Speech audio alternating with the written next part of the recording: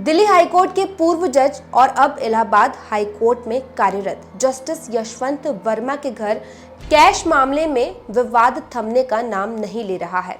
Justice Yashwant Verma के घर 14 मार्च 2025 को सरकारी आवास में आग लगी। आग लगने के बाद बड़ी मात्रा में कैश मिला। इस आग में बड़ी मात्रा में कैश जलता हुआ नजर आया और इस कैश के जलने के बाद जो है जस्टिस यशवंत वर्मा विवादों में घिर गए। पूरे भारत में इसकी चर्चा तेज हो गई कि आखिर एक जज के घर इतनी भारी मात्रा में कैश कैसे पहुंचा। इस मामले में सुप्रीम कोर्ट ने एक कमेटी का गठन किया था। इस कमेटी ने समय समय पर सुप्रीम कोर्ट को अपनी रिपोर्ट भेजी और इस रिपोर्ट में जो खुलासे हुए वो हैरान करने वाले हैं। अब जो मामला सामने आया है, जो अपडेट सामने आया है, उसके मुताबिक जस्टिस यशवंत वर्मा के खिलाफ सुप्रीम कोर्ट द्वारा गठित कमेटी ने जो सिफारिश पेश की है उसके आधार पर जस्टिस यशवंत वर्मा पर बड़ी कार्यवाही की मांग इस कमेटी ने की है। अब सबसे पहले हम आपको बताएंगे कि सुप्रीम कोर्ट द्वारा गठित कमेटी ने जस्टिस यशवंत वर्मा के खिलाफ अब तक क्या क्या सबूत पेश किए हैं और क्या क्या अपडेट इस कमेटी की रिपोर्ट में सामने आए हैं और उन 10 गवाहों के बारे में जिसके आधार पर जस्टिस यशवंत वर्मा पर बड़ी कार्यवाही की मांग ये कमेटी कर रही है। जिन 10 बयानों के आधार पर ये पूरी जांच की जा रही है उनके नाम पहली बार जो है वो सामने आए हैं। किसने क्या कुछ देखा उस रात को जब कैश जला, तो कौन कौन अधिकारी वहां पर मौजूद थे, किस किस ने उन कैश को जलते हुए देखा, स्टोर रूम में कैश के अलावा और क्या कुछ मिला, ये सब कुछ हम आपको इस रिपोर्ट में बताएंगे। लेकिन इससे पहले हम आपको बताएंगे कि 14 मार्च से लेकर अब तक क्या क्या अपडेट सामने आए हैं। ये मामला 14 मार्च की रात 11:30 बजे शुरू हुआ जब दिल्ली के लुटियंस जोन में स्थित जज वर्मा के सरकारी आवास 30 तुगलक क्रेसेंट में आग लग गई। दमकल कर्मियों और पुलिस ने आग बुझाई, लेकिन जब वे अंदर पहुंचे और वहां आधी जली हुई बड़ी मात्रा में 500 के नोट पड़े मिले, कई प्रत्यक्षदर्शियों ने इसे देखकर हैरानी जताई और कहा कि उन्होंने अपने जीवन में पहली बार इतनी नकदी एक साथ देखी। 14 मार्च दिल्ली हाईकोर्ट के जस्टिस यशवंत वर्मा के नई दिल्ली स्थित 30 तुगलक क्रेसेंट सरकारी बंगले में रात करीब 11:30 बजे आग लगी। 15 मार्च दिल्ली हाईकोर्ट के अधिकारियों ने मुख्य न्यायाधीश के निर्देश पर घटनास्थल का निरीक्षण किया। 17 मार्च दिल्ली हाईकोर्ट के मुख्य न्यायाधीश जस्टिस DK उपाध्याय ने तत्कालीन मुख्य न्यायाधीश संजीव खन्ना से मुलाकात की। 20 मार्च दिल्ली हाईकोर्ट के मुख्य न्यायाधीश ने CJI के साथ तस्वीरें और वीडियो साझा किए।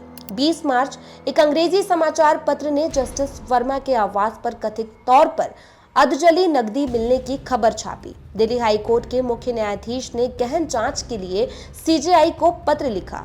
21 मार्च CJI ने जस्टिस वर्मा से 22 मार्च दोपहर 12 बजे से पहले लिखित में जवाब मांगा। सुप्रीम कोर्ट कोलेजियम ने जस्टिस वर्मा को इलाहाबाद हाई कोर्ट स्थानांतरित करने पर विचार किया। 22 मार्च जस्टिस वर्मा ने जवाब दिया, आरोपों को खारिज किया। CJI जस्टिस संजीव खन्ना ने जस्टिस वर्मा के खिलाफ आरोपों की जांच के लिए 3 सदस्यीय कमेटी गठित की। सुप्रीम कोर्ट ने मामले से संबंधित फोटो और वीडियो सहित आंतरिक जांच रिपोर्ट अपनी वेबसाइट पर अपलोड कर दिए। 28 मार्च जस्टिस वर्मा को मूल इलाहाबाद हाई कोर्ट में स्थानांतरित किया गया। सुप्रीम कोर्ट ने इलाहाबाद हाई कोर्ट के मुख्य न्यायाधीश से कहा कि उन्हें न्यायिक कार्य न सौंपा जाए। 3 मई सुप्रीम कोर्ट की 3 सदस्यीय समिति ने जस्टिस वर्मा को कदाचार का दोषी पाया, उन्हें हटाने की सिफारिश की। 8 मई समिति की रिपोर्ट पर तत्कालीन CJI जस्टिस खन्ना ने राष्ट्रपति द्रौपदी मुर्मू और प्रधानमंत्री नरेंद्र मोदी को पत्र लिखकर जस्टिस वर्मा के खिलाफ महाभियोग चलाने की मांग की, क्योंकि उन्होंने पद छोड़ने से इनकार कर दिया था। यानी सुप्रीम कोर्ट द्वारा गठित की गई कमेटी जो जस्टिस वर्मा के खिलाफ सबूत इकट्ठा कर रही थी और इस पूरे मामले में कार्यवाही कर रही थी, उस कमेटी ने जस्टिस वर्मा को पद से हटाने की सिफारिश की और जस्टिस वर्मा की ओर से जो कुछ भी दलीलें दी गई थी, जस्टिस वर्मा ने दलील दी थी कि उनके खिलाफ ये साजिश की गई है। स्टोर रूम में जो कैश था उसके बारे में उन्हें कोई जानकारी नहीं थी, जबकि कमेटी का कहना है कि उनके सरकारी आवास पर स्टोर रूम में जो कैश था वहां तक केवल और केवल जस्टिस वर्मा ही जा सकते थे। सरकारी आवास के अंदर ही स्टोर रूम था। आवास के बाहर बड़ी संख्या में गार्ड मौजूद होते हैं। इसके साथ ही घर में 7 से 8 नौकर भी हैं, बाहर 3 से 4 गार्ड मौजूद हैं। ऐसे में ये नामुमकिन है कि कोई और आके एक जज के घर पर भारी मात्रा में कैश रख दे। ऐसे में जस्टिस वर्मा की इस दलील को, इस थ्योरी को जो कमेटी है उसने स्वीकार्य नहीं किया और इसी को लेकर वो शक के घेरे में है। इसके साथ ही कमेटी का ये भी कहना है कि जस्टिस वर्मा की जो बेटी हैं उन्होंने अपने घर के नौकरों के साथ मिलकर सबूतों को मिटाने की कोशिश की। जिस रात को आग लगी उस रात को भारी मात्रा में कैश देखा गया, लेकिन 2 दिन बाद ही वो कैश वहां से गायब हो गया। कैश वहां से गायब कैसे हो गया, इस पर भी जो है कमेटी ने सवाल उठाए। इसके साथ ही तमाम सबूत जो हैं वो इस कमेटी को मिले हैं और उन 10 गवाहों की सबसे ज्यादा बात हो रही है जिन्होंने उस रात को इस पूरे कैश को जलते हुए देखा। अब हम आपको उन 10 लोगों के नाम बताते हैं जिनका नाम इस कमेटी ने पहली बार उजागर किया है, जिन्होंने उस रात को जस्टिस वर्मा के घर कैश जलते हुए देखा। सबसे पहला नाम अंकित सहवाग, जो कि फायर ऑफिसर हैं। टॉर्च की रोशनी में उन्होंने स्टोर रूम में आधे जले हुए 500 के नोटों का ढेर देखा। पानी की वजह से नोट भीग चुके थे। Pradeep Kumar, fire officer, store room में घुसते ही उनके पैर में कुछ लगा। झुककर देखा तो ये 500 के नोटों का ढेर था। उन्होंने बाहर खड़े सहयोगियों को जानकारी दी।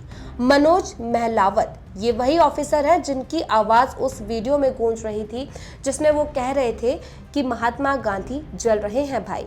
भंवर सिंह, 20 साल के फायर सर्विस करियर में पहली बार उन्होंने इतने बड़े पैमाने पर नकदी देखी। नजारा देखकर वे हैरान रह गए।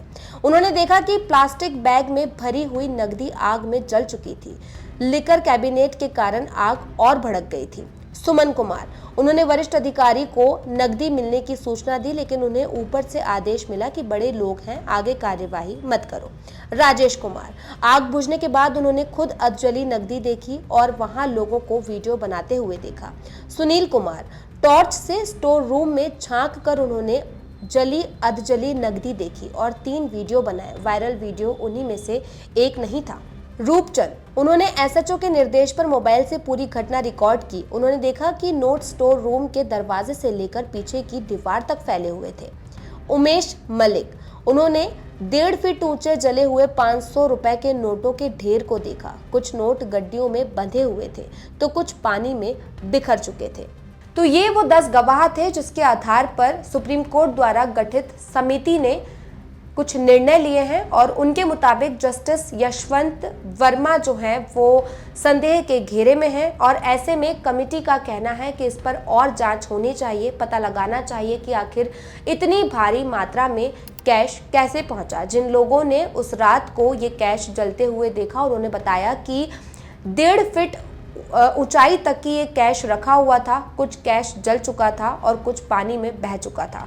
कुछ लोगों के पैरों तक वो कैश आ चुका था। ये 10 ऑफिसर हैं जो फायर ऑफिसर्स हैं या दिल्ली पुलिस विभाग में काम करते हैं। इन सभी ने इन कैशों को वहां पर जलते हुए देखा और इसके बाद से ही जस्टिस यशवंत वर्मा की चर्चा पूरे देश में हो रही थी। और अब जब नया अपडेट सामने आया तो एक बार फिर इस रिपोर्ट ने लोगों को हैरान कर दिया।